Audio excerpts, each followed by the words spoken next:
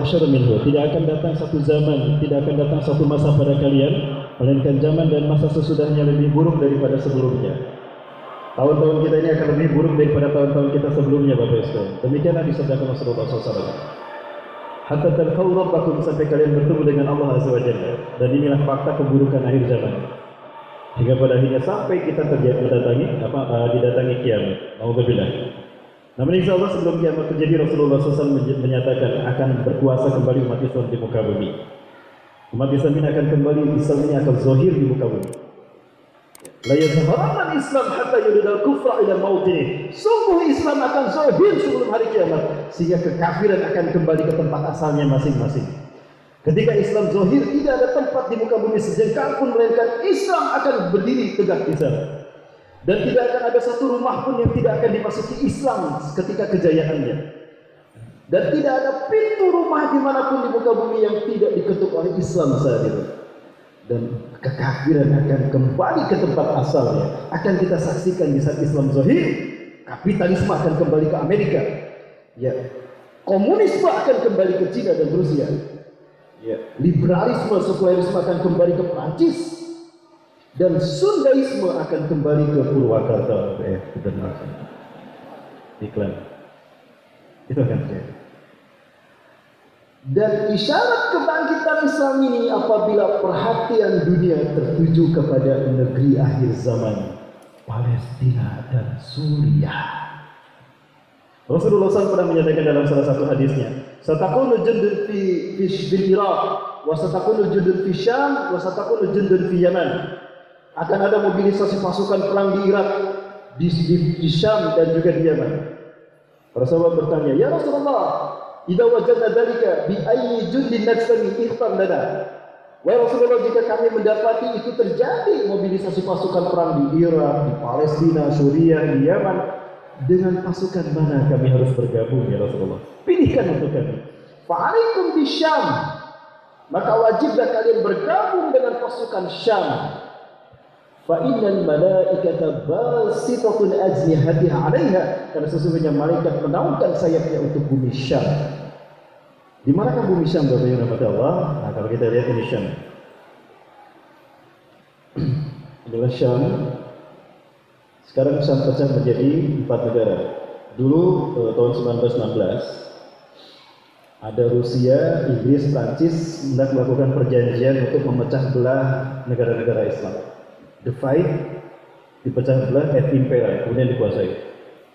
Namun ketika itu di Rusia terjadi revolusi Bolshevik sehingga Rusia mundur, maka yang maju adalah Inggris dan Prancis. Ya. Diwakili oleh Menteri Luar Negeri mereka, Sykes Picot, ya, dua Menteri Luar Negeri dari Inggris dan Prancis, memecah belah Syam menjadi 4 negara. Palestina, Jordan diberikan pada Inggris, Lebanon dan Suriah diberikan pada Prancis. Sejak saat itulah pembantaian terjadi di bumi para nabi dan rasul. Nama Palestina diambil dari tulisan huruf yang ada pada sebuah perahu Mesir yang terdampar di perairan Gaza. Di sana tertulis FLST.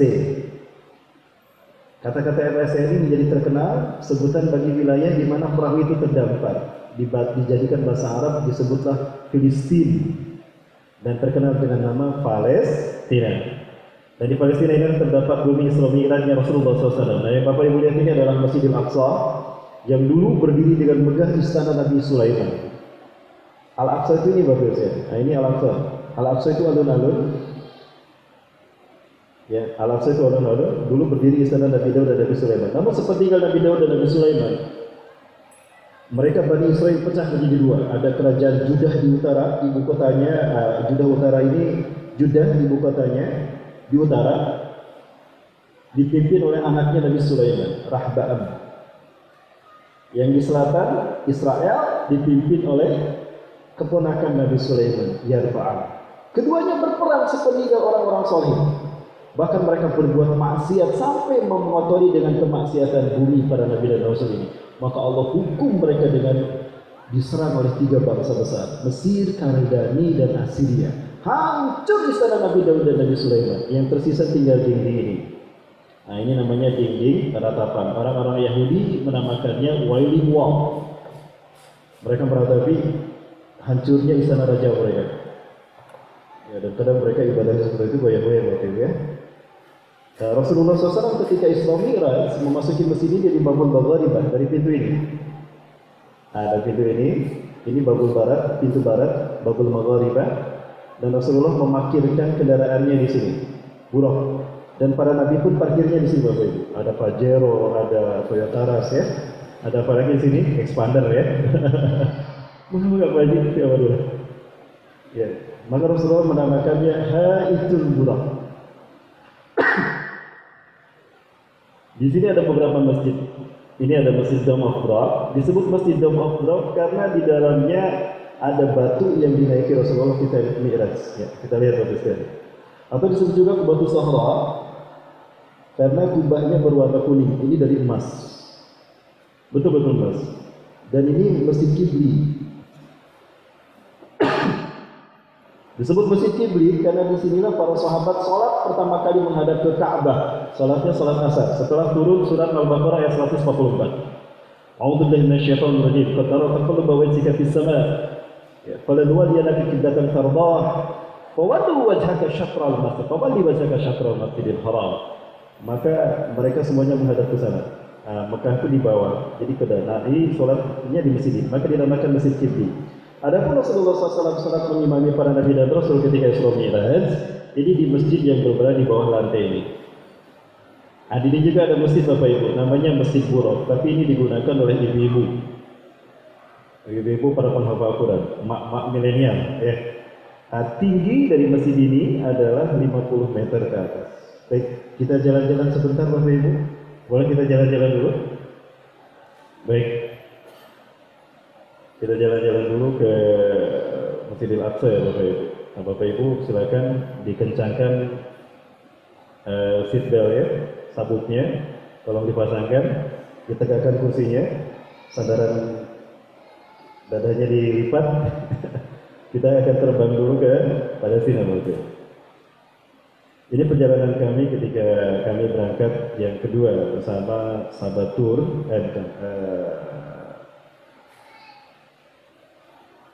Abu Tur bersama Abu Tur Bapak Ibu ke Palestina, ke bumi pada Nabi ini.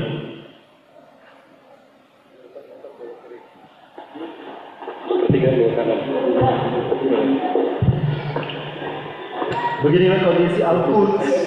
Orang Israel menyebutnya Yerusalem, di mana para Nabi dan Rasul tinggal, lahir dan dibesarkan di sini. Seperti ini situasinya Bapak Ibu.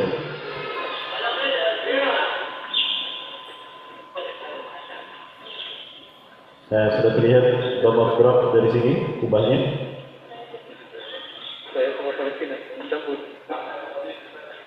Nah, ini pintu. Setiap pintu menuju ke alun-alun Al-Aqsa itu dibuat dari besi berwarna hijau, di mana di depannya dijaga oleh tentara Israel lengkap dengan senjata-senjata mereka, AK-47 dan sebagainya.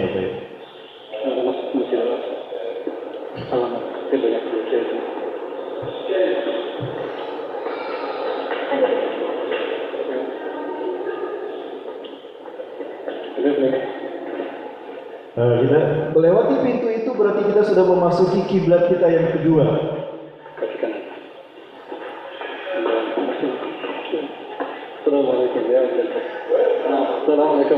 Ramah-ramah sekali, senyum-senyum tersumbat daripada muslim Palestina. Tapi yang berziarah dari Palestina ke sini adalah orang-orang yang sudah berusia 50 tahun ke atas.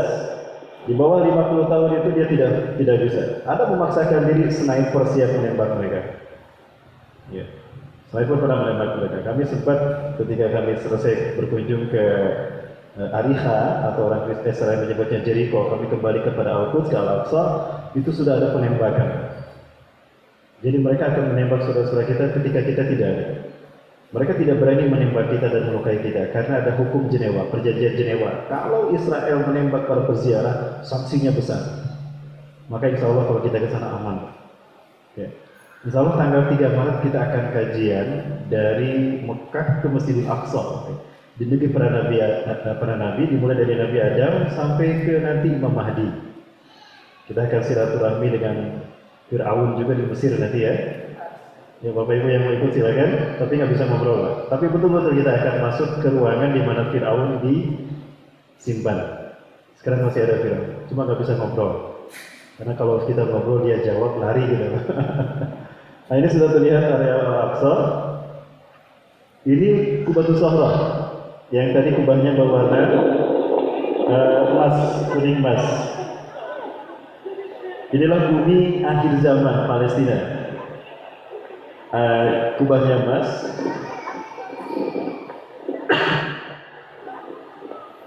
Terlihat bagaimana gaya-gaya arsitektur Romawi, karena memang dulu lama, selama beberapa ratus tahun dipegang, dikuasai oleh Romawi. Nabi Isa AS saja ketika dilahirkan di sini, yang menguasai Romawi, Raja Herodes yang menguasai Palestina. Dan Nabi Isa AS dilahirkan di Ariha. Nanti kita lihat Ariha, atau orang bisa menyebutnya Jericho. Ini kubahnya emas, ini ada surat Yasin, dan ini surat Al-Isra. Ini surat Al-Isra, kaligrafi surat Al-Isra, ini surat Yasin. Di dalamnya ada ada batu Mi'raj. Nah ini batu Mi'rajnya yang dinaiki Rasulullah ketika naik ke langit. Di atas batu inilah di zaman perang salib 70.000 kaum muslimin dipenggal.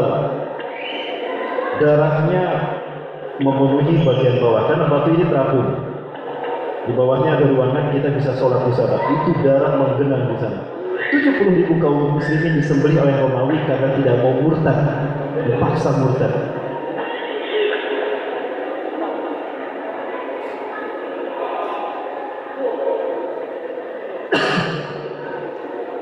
Ada satu kejadian menarik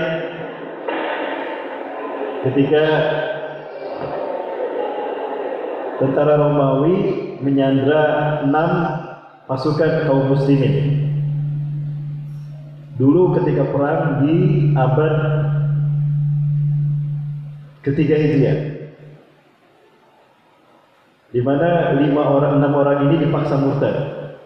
Yang pertama, kamu hal ta'taqid bi anna Yesus ilahuk wangkir ilahaka Allahu ilahak. Apakah kau meyakini hai fulan Yesus Tuhanmu dan kau ingkari Allah Tuhanmu itu? Karena takut dipenggal, dia mengatakan, ya, asyhadu an la ilaha illa Yesus wala syarikalah wahdahu la syarikalah. Aman kamu. Yang kedua sama, sampai yang kelima. Tinggal giliran yang keenam komandannya. Gimana dengan kamu hai koi? Kaifa bika ya koi? Bagaimana dengan kau? Pemada takul apa yang kau katakan? Apakah kau bersaksi Yesus Tuhanmu? Panglimanya tidak. Dia dengan lantang mengatakan asyhadu an la ilaha illallah wa asyhadu anna Muhammadar Rasulullah. Diseret Pak dia ke pinggir sungai, dipenggal kepalanya. Putus kepalanya jatuh ke sungai. Tapi kepalanya tidak tenggelam dan tidak mengalir, tapi berputar-putar di satu tempat yang sama dan membaca ayat terakhir tadi yang dibaca dalam rakaat yang kedua.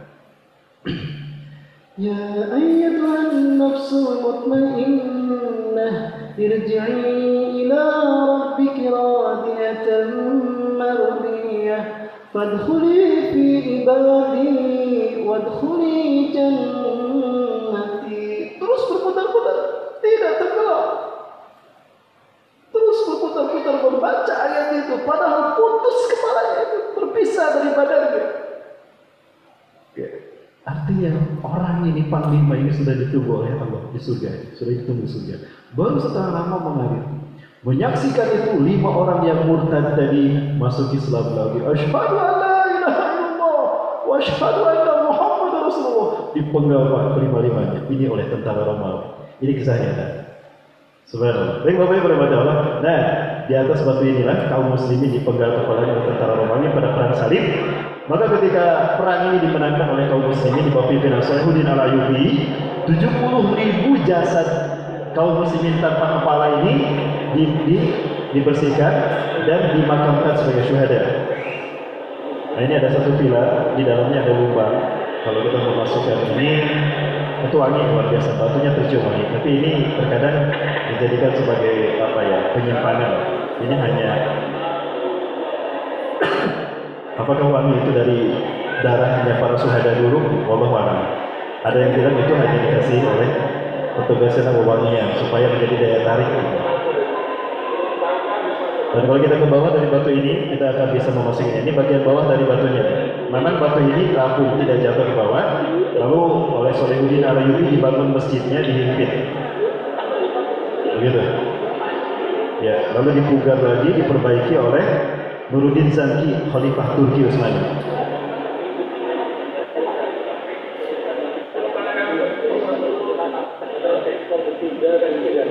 Baik, berikutnya kita ke Masjid Qibli. Nah, ini perjalanan kalau kita melewati Masjid Damasraq, ya ke sebelah barat, ke sebelah timur, maka kita akan sampai ke Masjid Qibli. Bis, kebetulan tuh ini. Cantik-cantik ya.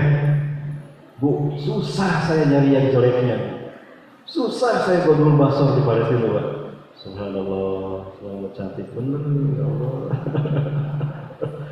Susah dicari yang jeleknya, cantik semua. Giliran saya pulang ke Indonesia, susah dicari yang jeleknya, cantik semua. Berikut malah, cantik-cantik juga. Inilah kalau kita turun ke Masjid Qibli. Nah, ini Masjid Qibli, Bapak. Nah, ini ada tempat wudhu. Tempat wudhunya airnya bisa langsung kita minum. Semua air yang ada di sini bisa langsung minum. Luar biasa aja. Nah, sekarang.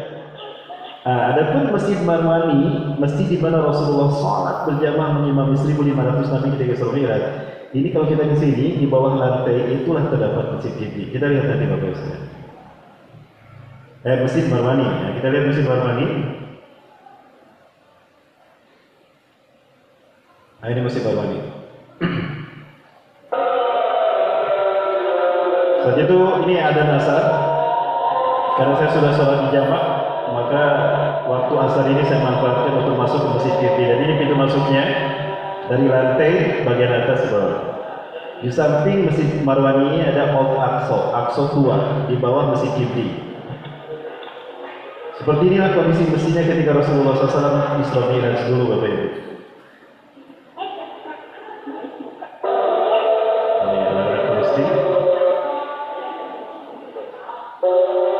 Ini Masjid Marwani. Di masjid inilah Rasulullah menjadi imam salat 1.500 nabi dan rasul. Nah, Rasulullah berdiri di sini, Bapak Ibu. Ini mihrabnya. Ya, kamu mirip Nabi Sepulan, kamu mirip Nabi Anu, disebutkan bersahabat oleh Rasulullah. Adapun dengan 7 Nabi Ulul Azmi yang lain dan yang mulia, 5 Nabi Rasulullah yang mulia itu bertemu di langit ketika naik mi'raj ke langit. Di sini pula terdapatnya mihrab Siti Maryam, Bapak Ibu.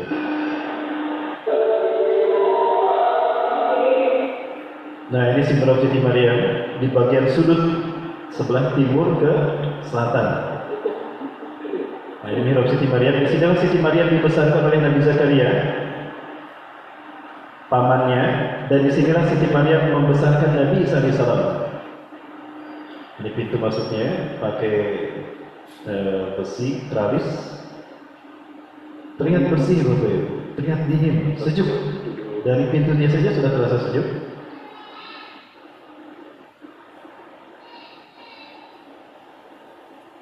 Melihat dari kekayaan Palestina seperti ini, maka bagaimana Israel tidak tertarik, Bapak? Apalagi Palestina ini posisinya adalah jantung dunia. Kita masih ingat ketika Theodor Herzl, Bapak Zionis Internasional pertama, meminta satu tanah kepada Sultan Abdul Hamid, Khalifah Turki yang terakhir. Ya, Khalifah Turki yang terakhir. Wahai Sultan, Anda adalah penguasa dunia. Anda memiliki 2/3 dunia dan dunia ini tunduk kepada Anda. Anda tahu kami tidak punya negara. Tolong beri kami negara, wahai. Satu petak tanah saja dari tanah yang Anda miliki. Ya, untuk kami, agar kami bisa tinggal di negara tadi. Karena kami nomaden, kami tidak punya negara. Sebetulnya Sultan Abdul Hamid mau memberikan tanah kepada mereka. Tapi ketika ditanya, wilayah mana yang kalian minta? Mereka minta Palestina. Maka apa jawaban Sultan Abdul Hamid? Nah, ini jawaban Sultan Abdul Hamid, Bapak Ibu sekalian. Ya, ditolak sama siapa? Sama Sultan Abdul Hamid.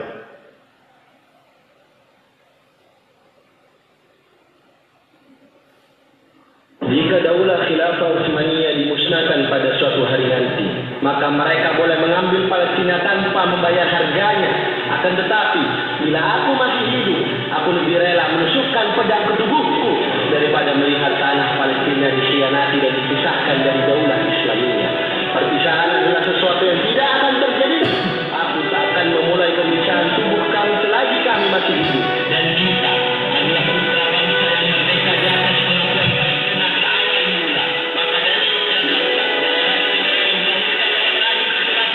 lewat kebesaran Utsmani, dan pangeran yang paling berkuasa itu menyandang nama yang sama dari Khalifah pendeta Al-Aqsa yang terakhir, Sultan Abdul Hamid.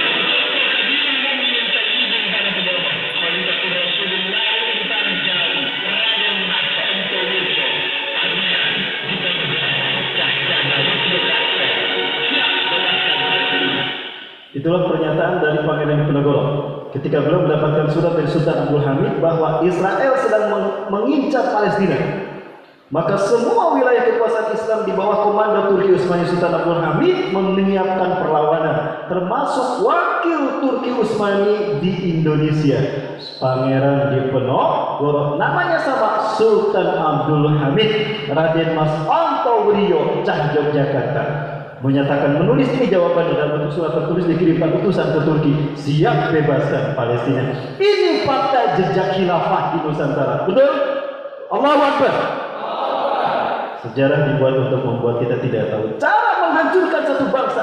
Pisahkan antara generasi muda dengan generasi tua dengan cara hapuskan sejarah mereka dan buat sejarah baru seolah-olah mereka tidak pernah berjaya sebelumnya. Dan ini yang terjadi. Maka pelajaran sejarah dihapuskan di dalam pendidikan sekolah kan. Sudah terlihat Bapak Ibu, strategi mereka ingin menghancurkan bangsa kita. Bapak Ibu Allah Subhanahu wa taala. Apalagi yang membuat mereka tertarik? Ini yang membuat mereka tertarik karena Palestina. Kenapa Israel meminta Palestina? Karena Palestina adalah jantung dunia. Ada sebuah teori yang dikemukakan oleh seorang profesor pakar geografi dari dunia, dari Eropa, bahwa Palestina adalah jantung dunia karena Palestina menghubungkan semua benua di muka bumi. Betul kan demikian? Kita lihat Bapak Ibu sekalian. Inilah Palestina.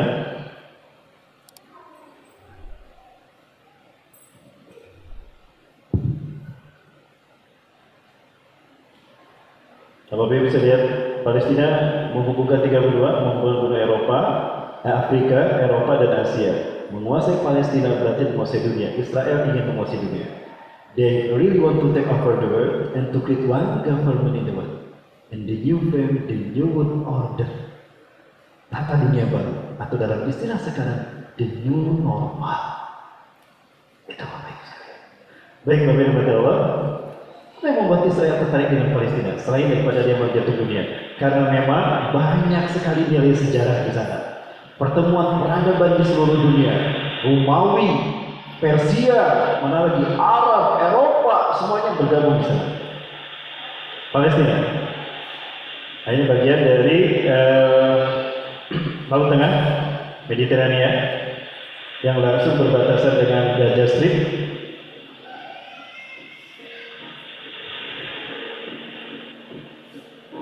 Tidak jauh dari sini kita bisa melihat ada Sungai Jordan. Ini Sungai Jordan ini ke arah Baisan, kebun kurma Baisan, atau orang Israel mengganti istilah Baisan dengan Bet Sean. Nah, ini Sungai Jordan. Di sini pernah tinggal Nabi Yahya dan Nabi Zakaria. Nabi Yahya hilang beberapa hari, ternyata dia membuat kuburan, tinggal di dalam kuburan itu berhari-hari. Setelah Nabi Zakaria menceritakan tentang alam akhirat. Dan ini Danau Tiberias. Ya. Dan Danau Tiberias ini adalah sumber air bersih bagi Palestina, Jordan, Israel, Suriah, Lebanon hari ini. Dan sungai ini dikuasai oleh Israel. Hari ini sudah menunjukkan kekeringannya, Bapak Ibu. Pertanda Dajjal akan muncul. Tanda-tanda Dajjal akan muncul jika danau ini kering. Sekarang sudah mulai kering, Bapak Ibu. Insya Allah nanti tanggal 3 kita kajian di atas danau ini kalau memang waktunya kita panjang. Ya, daftar segera Bapak Ibu. Tanggal 3 berangkat bersama saya. Promosi lagi nih, Bapak Ibu. Baik, tidak jauh dari Danau Tiberias, di bantaran danau ini ada ada beberapa situs peninggalan para nabi Bani Israel. Nah, ini masih terjaga dengan baik. Tidak jauh dari sini terdapat Laut Mati. Nah, inilah wilayah yang dulu bernama Gorzabal. Wilayah inilah yang memisahkan Jordania dan Palestina. Nah, Palestina dan Jordania. Wilayah ini Gorzabal, ibu kotanya Sodom, berdampingan dengan Gomora. Disinilah Nabi Lut diutus karena mereka melakukan homoseksual dan lesbian. Diutus ternyata mereka ikat pada Nabi Lut, maka mereka diajak Allah, dibikin goyang gempa. Tadinya gunung, Pak, nggak ada laut, gunung. Seperti ini, dibikin goyang, diangkat, dibalikan, dibenamkan. Udah dibenamkan, kemudian gunung-gunung yang ada di pinggirnya dibikin hancur karena mengandung garam, diruntuhkan, menutup mereka, lalu dibenamkan. Udah gitu dilempari dengan batu-batu yang menyala, sehingga mereka menjadi tempat yang terendah, ya 300 meter di bawah permukaan air laut. Dan gunung-gunung yang roboh tadi menumpahkan garam di atasnya. Yang Bapak Ibu lihat warna putih ini garam. Ya, sehingga tidak ada kehidupan. Jangankan ikan, cebong pun nggak bisa hidup di sini. Cebong aja nggak bisa hidup di sini. Apalagi jangankan cebong, bakteri aja nggak bisa hidup. Kalau kena mata perih luar biasa. Maka dari itu kalau kita berenang di sini, walaupun hanya satu lutut, terapung, Pak. Terapung. Ada saya berenang di sini lebih malu, saya tidak pakai baju atasan, Pak. Karena saya dalam perjalanan kekurangan pakaian itu. Nah, yang tersisa di sini adalah di sana, inilah tempat yang bernama Masada. Di sinilah masih terdapatnya rumah-rumah yang diyakini oleh para ahli sejarah Nabi Lut pernah tinggal di sini. Nabi Lut ini ponakan Nabi Ibrahim. Ayahnya bernama Haran, adik Nabi Ibrahim. Beliau punya dua anak perempuan, Zarwata dan Raisa. Jadi Raisa itu nama anak bungsunya Nabi Lut. Tapi bukan Raisa yang nikah sama Hamis Daud, bukan ya? Baik, tidak jauh dari sini terdapat peninggalan dari kaum Nabi Hud dan Nabi Soleh, yaitu kaum Nabatian, Ad dan Samud, di mana mereka disebut kaum Anbat karena keahlian mereka gunung batu dipahat menjadi istana, dan mereka nomaden sampai ke Petra, Pak. Di Petra ada istana juga sama dari gunung batu ini.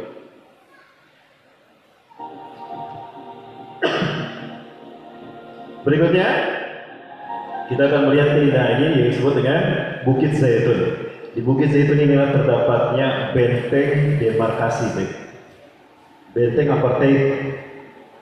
Israel membangunnya 8 meter tingginya, lebarnya 1 meteran. Dinding inilah dibangun sepanjang 715 km kurang lebih untuk memisahkan Palestina dan Israel. Kalau kita lihat dari atas, Pak, Palestina kumuh, sementara Israel megapolitan, canggih, negara metropolitan. Kenapa Palestina dibikin kumuh? Supaya orang-orang Palestina tidak betah tinggal di sana. Kalau mereka tidak betah, mereka pergi, dirampaslah tanah mereka. Maka dengan begitu Palestina jatuh ke tangan Israel. Dari balik gunung Bukit Zaitun inilah kita akan melihat keindahan bumi Baitul Maqdis, bumi 1500 Nabi dan Rasul Bani Israel, atau Masjidil Aqsa. Inilah yang disebut dengan Al-Quds, dan Israel menyebutnya Yerusalem. Nah, ini Yerusalem. Di sini terdapat alun-alun Al-Aqsa. Ini Al-Aqsa. Ini Bukit Zion. Nah, ini Bukit Zion. Ini lembah Jahanam. Nah, ini Babul Amud, pintu gerbang memasuki Baitul Maqdis Old City.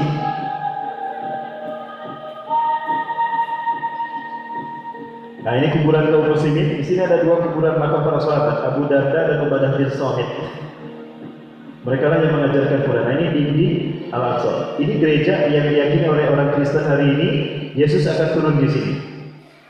Dan ini Masjid Umar, karena disinilah Umar bin Khattab menerima kunci dari pendeta Sophronius. Pendeta Sophronius mengatakan, aku tidak akan memberikan kunci Al-Quds kepada siapapun, termasuk kepada Umar, kecuali Umar datang kepadaku sendiri, menerima ini langsung dari tanganku.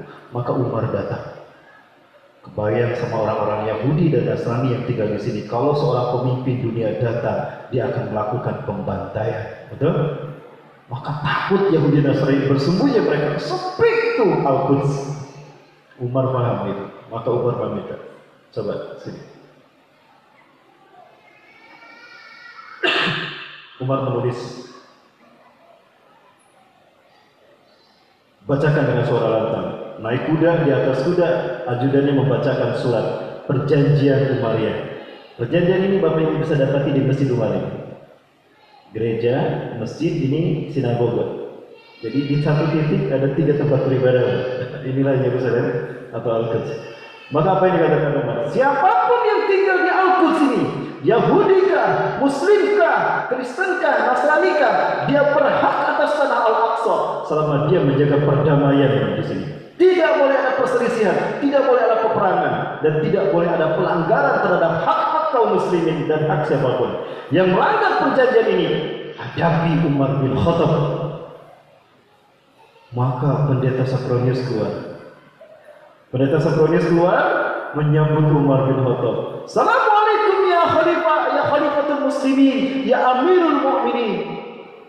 Melihat pendeta Sophronius keluar berangkulan dengan Umar bin Khattab, lama kelihatan akrab, maka orang-orang Yahudi Nasrani pun keluar. Mereka menyatakan, salamun laka ya Umar, salamun laka ya Umar, keselamatan bagi wahai Umar, engkaulah jenderal yang baik hati. Ini fakta sejarah. Apakah umat Islam teroris? Yahudi dan Nasrani dibiarkan tinggal di sini selama mereka menjalankan perdamaian. Tapi apa yang terjadi hari ini ketika Yahudi dan Nasrani menguasai negara ini? Habis umat Islam dibantai. Inilah yang terjadi Bapak Ibu. Jadi siapa teroris yang sesungguhnya? Ya, akal sehat mengatakan mereka. Inilah mereka Bapak Ibu. Allahu Akbar. Allahu Akbar. Allahu Akbar. Masalah Al-Quds bukan hanya masalah bangsa Palestina dan bangsa Arab saja, tapi permasalahan bersama umat Islam di mana mereka berada di belahan bumi utara, timur, selatan, dan juga barat.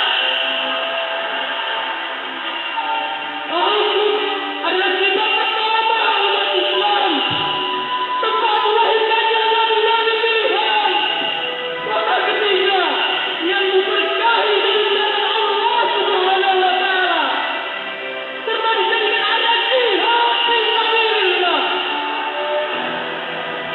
Ini Al-Quds telah ditabrak oleh Zionis dan Abdullah, dua Zionis yang berantem, dipantai, diusir, disiksa, bahkan masjid suci Al-Aqsa akan mereka robohkan. Wahai umat Islam, bangkitlah kalian. Sungguh telah tiba saatnya untuk berjihad dengan perang melawan lawan. Al-Quds, Al-Aqsa, المسلمين هنا تبايع وشمس المكرمات هنا تبيب تبيت كريمة أختي وتصحو وقد ألغى كرامتها الغريب تخفي وجهها يا ليت شعري بماذا ينطق الوجه الكريم يموت الطفل بأحضان أم تهدهده وقد جف الحليب. أيها المسلمون، إلى متى واليهود ينقضون العهود ويلعبون في الأرض ويفسدون؟ 50 عاما يا مسلمون، ونحن الله كما ونشاهد أمامنا ونسمع آلاما، ثم بعد ذلك نتعامل ولا يحرك فينا ذلك حتى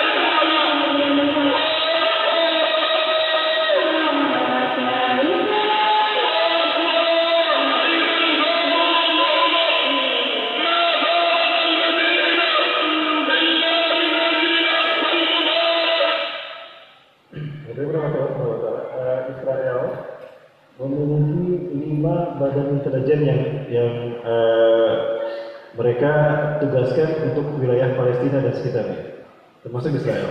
Namun dari 5 badan intelijen yang dimiliki, ada 2 yang paling efektif. Yang satu Mossad, yang kedua Shin Bet.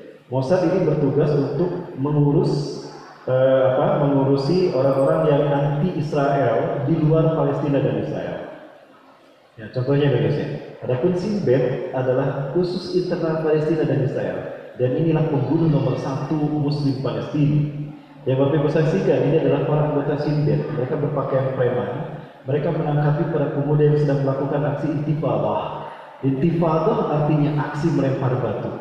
Karena mereka tidak punya senjata. Kalaupun mereka punya AK-47, itu yang akan digunakan untuk menghancurkan Israel. Karena mereka sudah jelas menjual jiwa dan harta mereka, bahkan nyawa mereka kepada Allah. Dan mereka ingin Allah membayarnya dengan surga.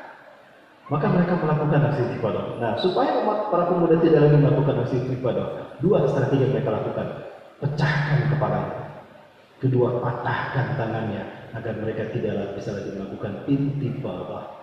Metode strategi seperti ini dilakukan bagi para demonstran dimanapun sekarang di seluruh dunia oleh aparat, termasuk di negeri entah berantah ini. Betul? Allahu Akbar. Masih ada waktu Bapak Ibu? Gimana lanjut? Sampai jam berapa? Sampai selesai. Kalau selesainya subuh Pak, beres. Baik, enggak lama. Insyaallah saya hanya mungkin jam 9:30 atau 9:10 lebih ya, sedikit. Nanti ada ustaz berikutnya dari Ustaz Doni. Bapak Ibu, lanjut Bapak Ibu. Pak, jangankan pemuda dan anak-anaknya, ibu-ibu saja, betapapun dia menggendong bayi, dia sempatkan untuk melawan tentara Israel, padahal tentara Israel memegang senjata. Tidak takut sama tentara Israel. Berhadapan. Kemarin ibu-ibu ikut ke Jakarta kan? Ya, Bapak-Ibu Allah, inilah Palestina, luar biasa.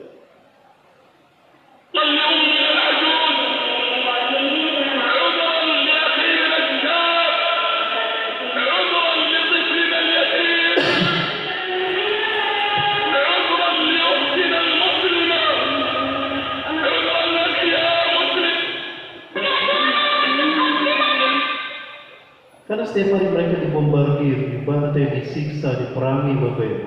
Maka anak-anak kecil itu berbicara seperti orang dewasa. Nurani mereka berbicara. Tujuannya untuk mengetuk mereka di luar Palestina yang masih memiliki hati nurani untuk melihat kezaliman yang mereka alami. Anak-anak kecil Pak, bicaranya seperti orang dewasa.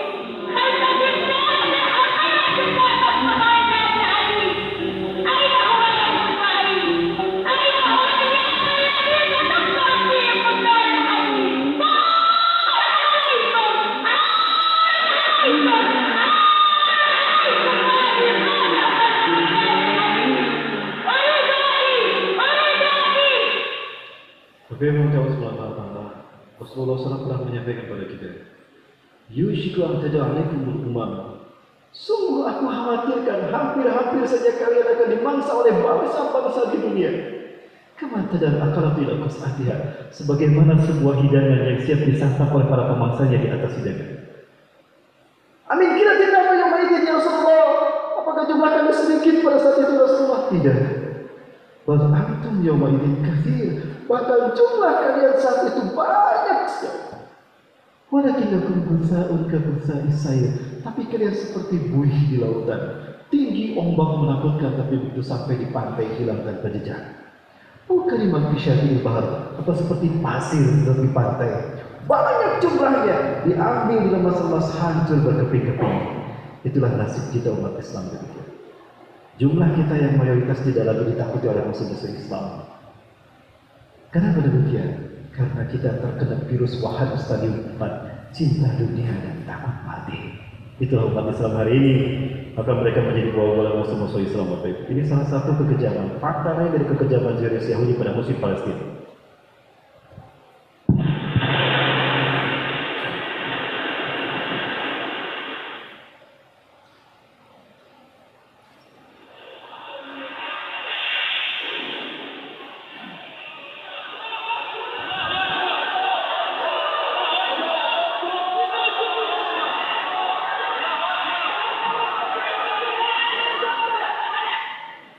Ibu bisa menyaksikan kedatangannya, dan ada satu kejadian yang paling mengiris hati kami ketika kami berada di sana waktu itu.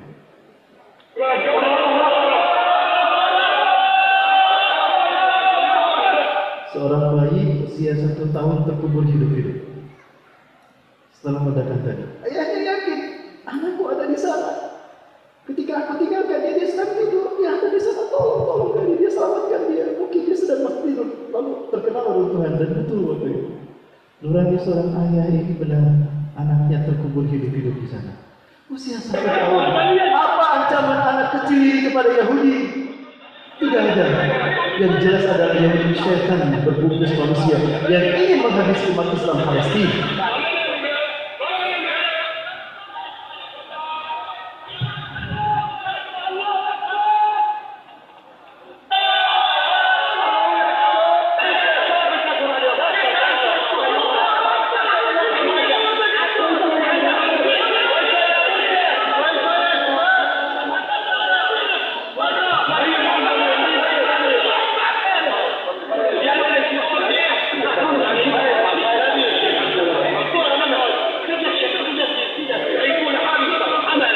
Badannya terlihat sehingga kalau ditarik dia bisa terluka, bisa sobek kulitnya.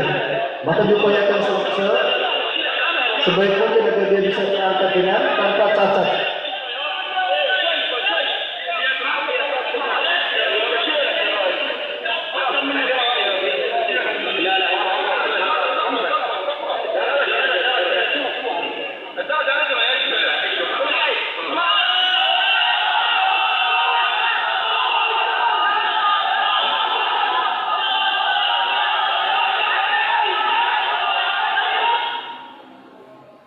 Bapak Ibu yang Allah SWT, inilah fakta yang kita tidak tahu tentang Palestina mungkin Bapak Ibu sudah tahu, tapi Bapak Ibu sekalian yang dimakai Allah, hal ini seolah-olah mereka luput dari perhatian kita umat Islam.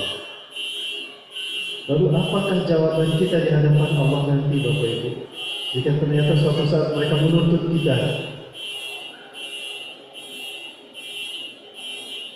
lupakan kita Bapak Ibu?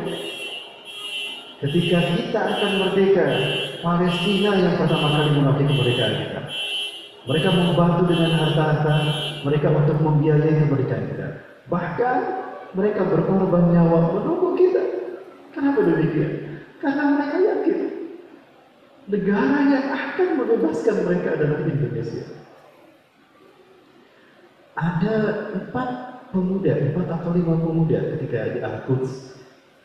Itu ramai cerita, 4 pemuda itu penghafal Quran. Mereka hafal Quran 30 juz. Mereka bermimpi di malam yang sama. Tidak janjian sebelumnya mereka akan mimpi yang sama. Di malam itu mereka mimpi bertemu Rasulullah SAW. Dan di dalam mimpi mereka Rasulullah SAW bersabda, Ya ahlal Syam, Ya ahlal Gaza, innal ladhina sayuhamirikum min zulmil Yahud, wa yu'aduna al-Quds ala rihabikum, ihwatukumul muslimun al-Andalusiyah. Wahai penduduk Syam, wahai penduduk Gaza, sesungguhnya orang-orang yang akan memerdekakan kalian dari kezaliman Yahudi dan akan mengembalikan Al-Quds pada tangan kalian adalah saudara kalian Muslim Indonesia. Bapak Ibu Allah SWT, mereka sebetulnya sedang menunggu kehadiran kita. Kenapa demikian, Bapak sekalian? Ada satu hadis yang disabdakan Rasulullah SAW. Mudah-mudahan ini menjadi penyemangat bagi kita untuk bangkit berjuang membebaskan mereka. Apakah Rasulullah pernah menyebutkan Indonesia? Tidak pernah. dalam hadisnya kecuali dalam mimpi mereka tadi. Apakah memang ada hadis tentang merah putih yang disebutkan Rasulullah? Ini hadis. Di dalam Sahih Muslim Syarah Syekh An-Nawawi bahwa hadis sahih Rasulullah SAW bersabda di dari Sauban, annahu sami'a Rasulullah SAW yaqul, dia mendengar Rasulullah SAW bersabda, inna rabbi zawaliyal arda, sesungguhnya Allah Tuhanku melipatkan bumi ini untukku. Bumi yang tadinya bulan dibikin datar. Hatta ra'aitu masyariqaha wa maghribaha, sehingga aku melihat kekayaannya terbentang dari timur hingga ke barat. Wa atani al-kanzain, dan Allah memberikan padaku dua pusaka, al-ahmar wal abyad, pusaka merah dan pusaka putih. Rasulullah SAW menyebutkan pusaka merah dan pusaka putih. Wa anna ummati, dan sungguh umatku saya belum mulkuha mazawaliya minha, di akhir zaman umatku akan kembali menguasai timur hingga ke barat dunia. Inilah alasan kenapa para pejuang-pejuang umat Islam dunia dulu menamakan barat dengan Maroko, timur dengan Maroke, karena mereka ingin mengingatkan dunia kalau umat Islam selama 1315 tahun memimpin dunia dan menguasai timur hingga ke barat dunia. Umat Islam yang memimpinnya. Allahu Akbar. Bapak Ibu Allah, terkait dengan hadis ini, saya mencoba meminta pendapat para ulama-ulama mereka. Yang pertama saya tanya Syekh Ali Yaqub Al-Abbasi, beliau ketua Rabitatul Ulama Palestina. Kami sholat subuh berjamaah di sini. Dan beliau kaget ketika masih ingat saya dan bertemu saya, sepatunya di samping sepatu saya. Beliau ada pernah saya tanya tentang pandangan beliau tentang hadis merah putih ini. Yang kedua, habis sholat asar hari itu kami diimami oleh Dr. Yusuf Abu Sunaiha. Beliau adalah salah satu dari 4 imam besar Masjidil Aqsa. Beliau juga saya tanya arti merah putih, pandangan beliau tentang merah putih dalam hadis itu. Dan yang ketiga, Dr. Abu Bakar Al-Wabidah. Beliau sudah bisa lihat, beliau kehilangan penglihatan karena sering disiksa oleh Israel ketika di penjara. Beliau mengimami kita salat tarawih 2016 di Jogokarian, Yogyakarta. Kepada mereka kita tanyakan, apa pandangan mereka ini terkait dengan merah putih dalam hadis tadi? Apa kata-kata mereka? Hampir sama. Intinya mereka mengatakan begini, persis seperti yang saya katakan. Ala kulli biladin alladziina yaquluna Islam madinahum. Antum ya Andalusia lam yakhtalakumullah li syarihatil din. Di izhari hadatin dari semua negara yang menerima Islam agamanya, kalian Indonesia yang belum Allah pilih memimpin kebangkitan Islam. Ada satu lembar lagi dalam catatan sejarah peradaban manusia yang masih kosong, dan itu insya Allah akan diisi oleh kita. Inilah kenapa setiap kali 17 Agustus mereka juga selalu ikut merayakan hari kemerdekaan negara kita. Ini buktinya, Bapak.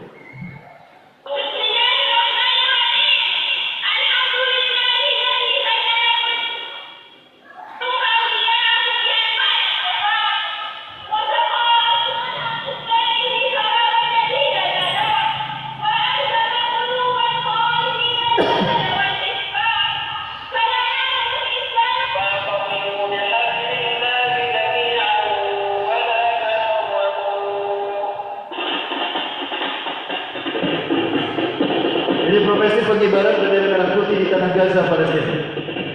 Dan ini adalah bukti keyakinan mereka. Kalau kita lah yang mereka tunggu-tunggu, Bapak Ibu. Bangsa Melayu lah yang ditunggu-tunggu. Insya Allah di bawah pimpinan Indonesia, Malaysia, Patani di Thailand, Moro di Filipina, Brunei Darussalam akan bergabung di bawah pimpinan Indonesia sebagai bangsa yang siap memimpin kebangkitan Islam. Allahu Akbar. Ini bukti kecintaan mereka.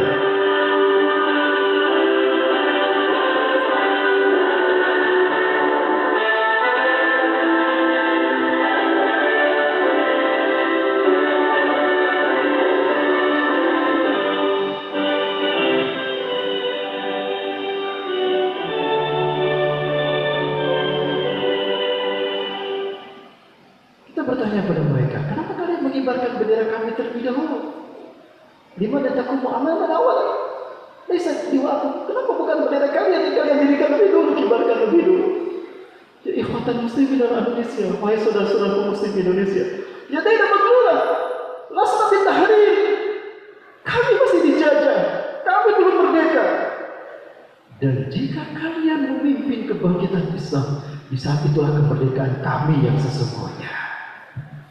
Sekali lagi Bapak Ibu, mereka menunggu kehadiran kita. Maka Syekh Qasim terakhir kami bertemu dengan beliau di Al-Quds, beliau berpesan, Hei umat Islam Indonesia, la tantahu li ziyarati hadal masjid. Jangan kalian berhenti menziarahi Masjidil Aqsa. Jika kalian berhenti menziarahi Masjidil Aqsa ini, falaysa 'alaikum babun litadkhulu ilaihi abadan. Jika kalian berhenti dari mengunjungi Masjidil Aqsa, tidak pernah akan ada satu pintu yang terbuka bagi kalian selamanya untuk memasuki Al-Aqsa. Dan jika kalian berhenti dari mengunjungi Masjidil Aqsa, kita akan kehilangan kiblat kita yang pertama. Bapak Ibu yang berdoa, apakah kita akan membiarkan kepercayaan mereka begitu saja seperti tidak, Bapak Ibu? Insya Allah kita akan menghentikan tetesan darah kaum muslimin di sana. Kita akan mencoba membuktikan, Bapak Ibu, bahwa mereka adalah saudara-saudara kita. Tidak akan pernah kita biarkan daging-daging mereka terkoyak kembali, Bapak Ibu. Berat tanggung jawab kita di hadapan Allah jika mereka dibantai dan kita diam saja. Bukankah Rasulullah SAW pernah menyatakan, al-muslimu lil muslimin kal jasadil wahid. Seorang muslim dengan muslim yang lain itu pada satu tubuh. Idza staka udwan, apabila satu tubuh terluka, tadasairu jasad bil huma wal asal. Semua tubuh kita akan sakit karena demam dan panas. Ketika kaki kita terluka, itulah perumpamaan persaudaraan kita umat Islam dunia. Dan bukankah Palestina adalah muslim juga? Dan bukankah mereka adalah bagian tubuh kita? Lihatlah Bapak sekalian, mereka sedang terluka. Luka mereka luka parah, menyayat daging-daging mereka, menyayat kehormatan mereka. Di mana kita di saat mereka dibantai? Apa jawaban kita di hadapan Allah jika mereka menghujat kita? Ya Allah, pantas saja mereka bisa menyempurnakan Islam mereka dengan ibadah haji. Pantas mereka bertakwa